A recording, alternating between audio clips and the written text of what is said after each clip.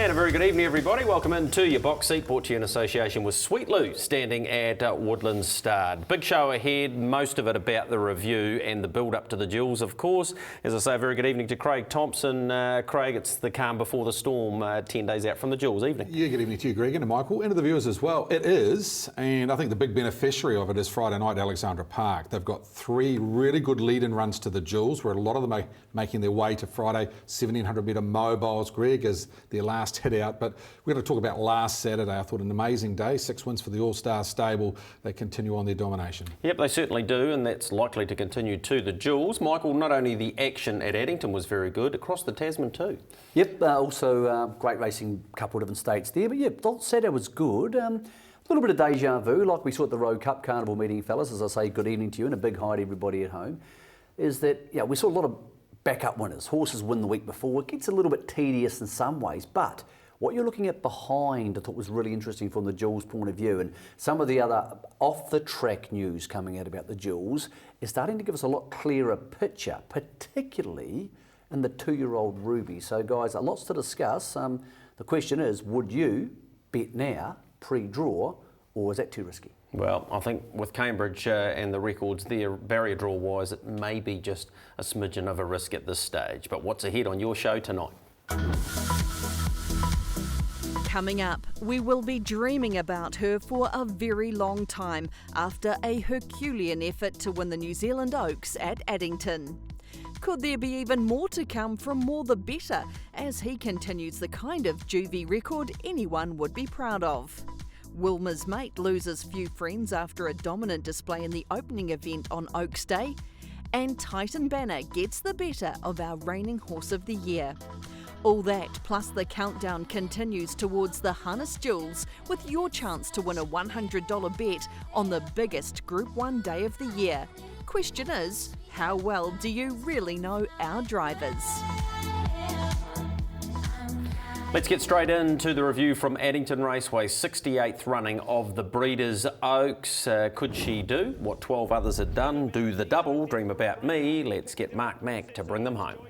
Outside, third quarter, 28.8. Golden Goddess, Dream About Me. Piccadilly Princess, Swoop the inside. Arden's Choice outside the other 3. Golden Goddess leads, margins ahead. Dream About Me, telling mid-race work. Oh no, she's too good. Dream About Me won the Oaks and has beaten Golden Goddess and Arden's Choice. Mark, as a viewer watching the Oaks, was quite breathtaking. Just what was it like out there having the ride? Yeah, breathtaking, yeah. Probably be an understatement for me, but, you know, she just had to be a champion to overcome the position she was in and still get up and win it. Mid-race, what were your thoughts when you had to move? Were you a little bit concerned as to the point that you had to move? Yes, well, I always thought I wanted to be round by the 1,000, and when I went, I was hoping something would pop out, but I thought they were going hard enough where probably that wouldn't be the case, and it proved to be. You probably know there's questions coming, but you've driven Adore Me, you've trained her, and she's a champion mare. Does this filly sit somewhere with her? Yeah, she's equally as good as her, I think, at the same age, Matt. Yeah. If she was to get things her own way in the Harness Jules, she's obviously the one of your ones to beat, is she? Oh, yeah, she's nothing a beater if she got her own way or a good draw, yeah. First time I've heard Mark Purdon use the word champion when associated with Dream About Me. I know we often talk about how great a trainers Mark and Natalie are, but that was an example of what a great driver he is. He could have easily gone when Tim Williams went, but he decided to stay back. Her run was probably as good as I've seen in this country, Michael, in the last decade. Look, super performance. When he starts comparing her to Adore Me, you start to wonder where she's going to end up. Could she be a New Zealand Cup winner? It's a long way to go before we get to that sort of stage. Very reminiscent of, we go back to the Sires Stakes earlier in the year. Mark was on Lazarus and Natalie was on Chase the Dream, and Mark was chasing Chase the Dream. And he got there by a neck after looking beaten at the 300. Very similar here, fellas. I mean, Dream About Me looked beaten. Maybe he's just a better horse. She's just a better horse. Maybe she's just better than Golden Goddess. Maybe what happened 3 starts ago was an aberration, a fitness aberration. Very hard to go past her as not only the best filly in the country, but potentially an all-time great. Here she comes from the back of the field. Look, I do think there's been a little bit of hyperbole, as you tend to get in these big races, that, you know, she's gone any better here than maybe she's gone in the past. I think she went this good in the New South Wales Oaks, to be honest. I think the field might not have been as strong, but the time was stronger. I do think also a couple here underperformed. I think Piccadilly Princess probably didn't show her best here, fellas. Maybe she's had a long campaign, maybe she didn't like the wet. Same race last year, we saw the Orange Agent get beaten. Same race the year before, we saw Venus Serena get beaten. Those two horses got beaten when they worked, Craig. This filly worked and still won. She's a great filly. At the moment, she's got the wood on Golden Goddess, but Cambridge over a mile is a different animal. Yeah, it is. I thought it was an amazing performance. I clocked this last mile 1:54 on a wet track, which is unheard of, Greg, on a day that they shouldn't have been running those times, and she did the most work in the running to win that race. I mean, the same 5 finished in the Neville finished the same 5 in the Oaks, so they are clearly above the rest, and that's a good guy heading to the Jules in 10 days' time. But lovely, lovely filly. I thought runs in behind. I thought Louisiana Belle Midfield, if it got a good draw on the Jules, would be a chance because she hasn't drawn well in these 2 races. But yeah, great performance. I agree with Michael. I think that run when she got beaten 3 starts ago was an aberration. It was related to the time. Right here, fellas. Yeah. Did you think she was going to get beat here? Well, I thought Golden Goddess probably was holding her at that point, but was it more that Golden Goddess was stopping or Dream About Me was coming? Because Golden Goddess is going very slowly. Yeah.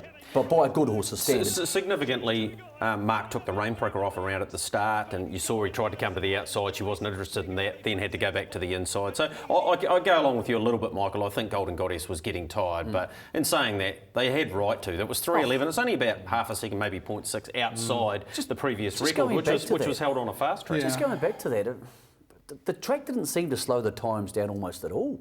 I can't quite work out. It was slower than the week before. Oh, they were slower, but it wasn't like they were hugely slower. No. The track there must be in super good condition because back in the day, 10 years ago, that wet track slowed time by 5 seconds. They were still 154 the conditioners the last mile. have a massive part to play. So where do we put her in our rankings? I mean, I always thought Adore Me was probably the best 3-year-old filly I've seen in a very long time. I mean, she won her first 7 and then she got beaten by, I think, a Hoka Punter in the Derby. Then she struck 4 together, including what this filly's done, the Neville and the Oaks. But probably what she beat, Adore Me, wasn't the quality of this field, because I reckon this field, I know, Michael, you thought the New South Wales Oaks field was good. I thought this was a very, very good field in depth-wise. I think the top 3 are good for first, second and fourth. I always think back to myself, where would these horses be in a class race? Now, Golden Goddess would smash a C2, C3s. Would Arden Choice? Probably not. She's raced those horses and hasn't smashed them. She's been good enough to beat them. Louisiana Belle Midfield beat the best Yeah, mares, though. agreed, and I do think she's a chance. I think she's a very, very good filly, but it's also very easy to remember what you saw last week as opposed to what you saw 2 years ago. Yeah. Adore Me's run in the Derby at Alexandra Park against horses who have subsequently gone on to be placed in New Zealand Cups and Hunter Cups was enormous. That was no better than that. No, okay, but we also know with the Oaks distance, half of them never get the distance. So going, oh, well, there's 5 or 10 lengths back to the 6th and 7th horses, it doesn't wash with me. I agree with what you're saying about racing against the class horses. That's the best way to measure it. Let's have a look at the start here and see Golden Goddess doing what we expected, coming off the gate very quickly. Tim Williams' move was really early. He was probably of the opinion, Michael, and we'll find out in a moment, that Mark would have come at the same time, therefore he may well have got the 1-1, but that didn't eventuate. And there's no point being back in the field. I mean, the days of horses swooping down the outside to win major races in this country are almost gone. They're very rare. Well, Golden Goddess's gate speed's going to mean she can probably buzz around Cambridge at 152, fellas, 153. Can Dream About Me sit parked outside her and beat her? Probably. And I think we're going to see that with a lot of the horses on Jules Day. A lot of horses are going to need to move. That second quarter between the 1200 and the 800 is going to be crucial, because at Cambridge, if you wait to the third quarter, too late. You've waited too long. Pretty much out of play. Let's hear from those in behind Dream About Me.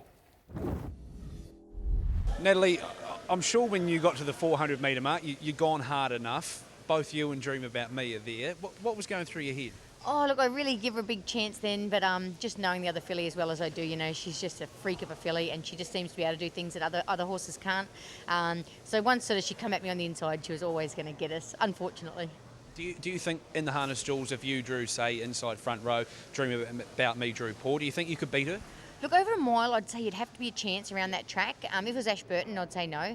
But Cambridge, I think it comes into play a little bit. Yeah, but if I draw bad and Dream About Me draws good, yeah, definitely not. But look, both fillies are great fillies. I put it to Mark just before, Adore Me, Dream About Me. Can we now talk about them being on par? Well, I think so. I think this filly's probably the only one that we've sort of had or been associated with that you can even say in the same breath. Because this one, you know, you can't fault her. She's bottomless, you know. She's quick, she's strong, got a wonderful attitude. Yeah, I think she's a filly really going places. A little bit different to last week, Zach. You had to do it the hard way, but she stuck on. Yeah, exactly. She's gone super. She's gone a lot better again this week. Improved with that first run, and we were at with it. She got a good drag up into the race, but she was still pretty good to finish as far away as she did from those two good ones, so I was right with her. With a sneaky run in the Jules, she wouldn't be without a chance in running in 4 there either. Oh, I'm excited for the Jules now. You know, she's really come along the way, and you know, we're happy with where she's at, and if she gets a good draw, she's going to be right there again, I think. Tim, what were your thoughts pre-race heading into the Oaks with Piccadilly Princess?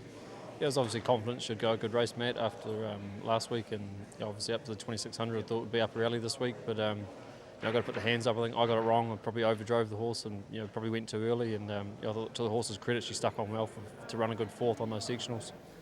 So those were the horses just in behind. Of course, she now has the opportunity, Dream About Me, to join Adore Me and Carabella as horses that have won the two big ones at Addington, plus the Jules. Yeah, and big chance of that happening. I think the draw will be important, but for Dream About Me, not so important as Golden Goddess. Golden Goddess has to draw in front of her and a nice alley. I thought Arden's Choice was very good, Greg, because she drew the outside gate there. I'm not saying she can win a Jules, but gee, on a local track, she's going to be a great top 4 chance. Other than Louisiana Belle Midford, it's very hard to find anything that finished behind those top 5 heading towards in 10 days' time. Yep. Yeah, and she's also not even remotely finished for the season, Dream About Me. Let's not forget, she didn't start till late January. So she's had a late start to the season. She'll go to the Jules clearly. She is Breeders' Crown. She's defending champion there. She would probably go there. Big decision to make for Mark and Natalie. Do you go there, or do you handball that to a Golden Goddess type horse and say, we'll reset, as they do with Lazarus for the open class mares races? Like, she would probably be the favourite for those races with the likes of some of the older horses being retired. The Orange Agent will still be in play. So I'd be tempted to take the money early doors and then maybe restart your 4-year-old season quite late because she has all those options. But as she's one who's so good, they can make a case for the mares races. I think Piccadilly Princess might be just coming to the end of it. See, maybe a hard thing to say, but I think Golden Goddess is the one who needs to press on because she may not improve as much between 3 and 4. I spoke to Nigel McGrath about backing up, and maybe the case with Piccadilly Princess as well. It's a quick back up from the Neville to the Oaks over the extreme distance. He said he'll never do it again with Louisiana Belle Midford, so she goes best when she's in a fresh condition, and I'm prepared to say that about Piccadilly Princess and saying that she did it to Piccadilly Princess, of the 3 fillies, I thought she would be one that's obviously won an Oaks that would definitely get a strong 2,600 metres. So it could be a combination of both, a long season and a short backup. Yep. All right, let's have a look at the Harness Jules Diamond for the 3-year-old fillies, and pre-barrier draw $1.35. Oh, yeah, you can't take $1.35. No. We'll get to the timeline later, but Friday afternoon she could be drawn the front line, in which case $1.10 or $1.20 might be good. She could be drawn the second line and be paying $1.80. And even no matter how you work that out, there is one chance out of 3 you'll draw the second line, more or less. $1.35 doesn't make sense. In fact, to be perfectly honest, it's really hard to make a case to back any of these horses. Well, to be honest, Piccadilly Princess, even if she drew barriers 1 to 3, would still probably start around $5 anyway, fellas. Yeah. On the day, there'll be a lot of Gallops punters involved, and there's also going to be a lot of Australian punters involved because the first 7 Jules races, as we all know now, are going into Australia on Sky One. So people are going to back the horses they know. You think when you're having a bet on the Gallops, you back the horses you know. Dream About Me, having won a New South Wales Oaks, having won a Breeders' Crown, having won of so many races here, is going to be the horse they know. It's the horse who will be backed anyway, so backing against it, you're probably going to get unders at this stage. Yep. All right, let's get into the second of the Group 1s from Saturday. Same stable, 33rd running of the Gar Stakes final, and More the Better and Pacing Major went at it again.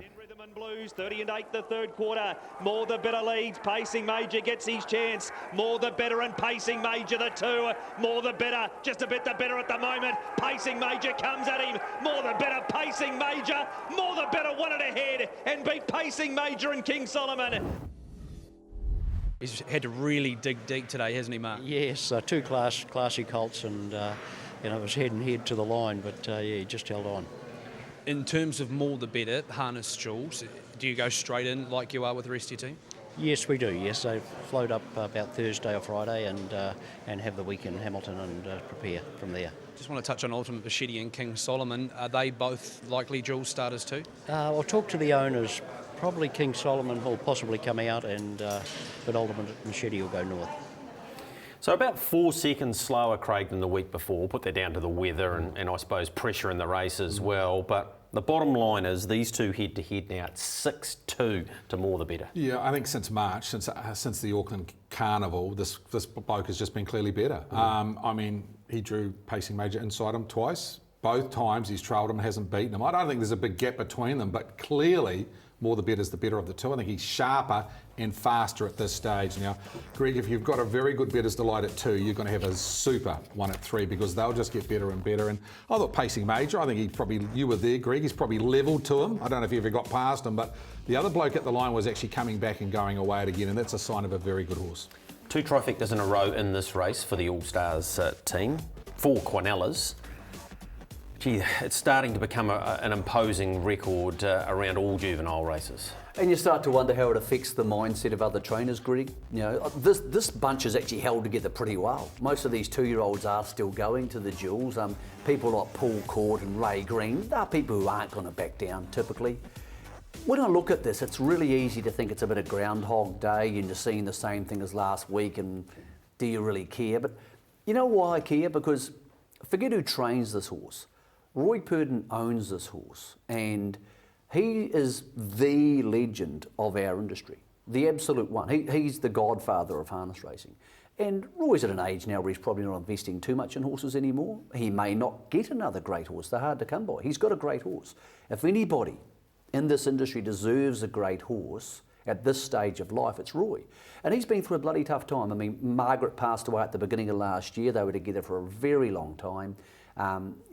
He's been through tough stuff. So it's easy to think Mark and Nat, blah, blah, all-stars. But it's not about that for me, this story. The story's about the fact that one of the best people I've met in racing has got a great horse. So I'm never going to begrudge this horse winning all the time, and it probably will keep on winning all the time. Yeah, well said, Michael. Let's go to the beaten drivers and hear what they had to say. Well, Nat, once again, he hasn't let you down, has he? Oh, definitely not, no. Look, I think the other guy, he's just sort of grown a bit and he's, bit stronger horse now. My little guy tried really hard. I sort of thought I was going to pick him up halfway down, but, the other guy you can't get past him. But no, I was wrapped with my guy. Straight into the harness, Jules, for him and more the better now? Most definitely, yeah, straight in for both. Then I think my guy will definitely go for a good break. He's only a little guy still, so he'll come back a nice 3-year-old. Matt, the jury was well and truly out on this guy a couple of starts ago, but he's put it all together and there's a motor there, isn't there? Yeah, that's right, definitely. Like you say, Matty, he's a realistic type and, gets in, gets the job done, bring his manners to the game. He's right there, he's a big player with manners, yeah. Today you had to do a little bit of work at any stage. Did you have a little bit of doubt as to making the top 4? No, I was quietly confident, with his work at home and, back to the drawing board, last Monday and, a few things to work on, but, he's come to races and, he's done a good job, so, yeah, we're happy, yeah. Tim, what do you make of the run today? Yeah, obviously the draw was pretty tricky. It determined where we settled for the fence when they were getting home. Pretty quick quarter like that, it's pretty hard to make ground. But all the ones that beat him home were the ones in front of him turning in. And I was pretty impressed with the way he hit the line. So I think if he's a horse in these sort of races, if he can get a good draw and a good trip, he's definitely very competitive with them. So those were the beaten brigade. Let's go back and have a look at the start. And I had a good chat to Natalie about this. The horse galloped on the inside there of the Telfer Garlic team, the Lone Ranger. And Natalie thought for a moment it was going to be a false start, so she felt she didn't come out as hard as what she would have liked. Now, could she have held Mark out for maybe 200 or 300 metres? Would it have made any difference? She's not saying that it would have, but it certainly changed the way the start of that race eventuated. I think it had every chance to run past the other horse, and it was clearly outpointed. The one thing this does raise for me is if they did both draw the front line in the Jules, at some stage I think they've got to say with Pacing Major, we're going to stay in front. He may be as quick as the other horse, but maybe not as brave, maybe. And Cambridge over a mile, Craig, I think, clearly trailing more the better's not working for them because he's not good enough to run past him.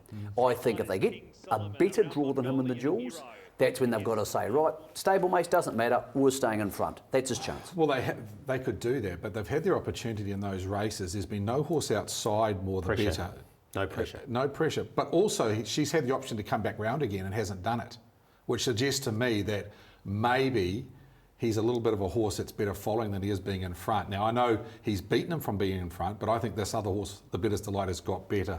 I thought the runs out of the race and behind the first 4, the 2 court runners, Mongolian Hero, Mongolian Storm, both of them got to line very well, especially Blair Orange's drive. One to watch out of the race. Maybe not as a winning chance at Cambridge, but a great top 4 chance. And they're miles overdue, those horses, of course, to get a barrier draw as well. Blair said he could have come out in front of Ricky, but he just thought he'd wait, and Ricky ended up getting 4th, and Blair was further back. Talking about the record, which is now 6-2, is that right? Yep. More the Better. If More the Better hadn't been born, or if More the Better had got his leg caught in a gate 3 months ago, we'd be sitting on the show saying Pacing Major is a champion. And we'd be saying to each other, could he be the best juvenile we've seen for years? Because he would have absolutely thrashed them, not just one, thrashed them in the Sire Stakes, the Sale Series, the Young Guns. He would have won the Welcome Stakes, and he'd be $1.30 to win the Jules. Just goes to show you sometimes in the past you've seen horses and go, well, this is unbelievable, could be the greatest horse ever. And maybe the best horse is just around the corner. It's just what year you're lucky to be born in. Is it a little bit like the Follow the Stars, Have Faith in Me early on in their career, where Follow the Stars was so dominant, and then all of a sudden, Have Faith in Me caught up, surpassed, and Possibly. Let's have a look at the market for the Emerald, and we can continue this conversation if you like, lads. But here's the market. I'll tell you what I did Sunday. I went through all the replays, rang everybody I could possibly think of to run, and had a really good think about this. And then I'm back Pacing Major. Only because I think at some stage he's got to stay in front of the other horse. And I think if he does, he can beat him. I don't think More the Better's that much better. He can sit parked outside Pacing Major. But you're betting on the draws, because if More the Better draws 1 to 4, and more importantly, Craig, inside Pacing Major, it's probably race over. In saying that, maybe Vasari, they'll roll the dice. But I think More the Better might be able to sit parked outside Vasari and beat him. Yeah, well, what I would say is More the Better would be more likely to sit outside Pacing Major and beat him home than Pacing Major sitting outside More the Better. Well, that won't be it. No. All right. Also, we've got this week, of course, the Cambridge Trials on Saturday, and we're looking to roll them in. I think it's 8:30 on Monday night. Might confirm that after the break. Also, here's your bit of trivia for the night. Major Mark won that race in 2010. Who finished second? I'll tell you after the break.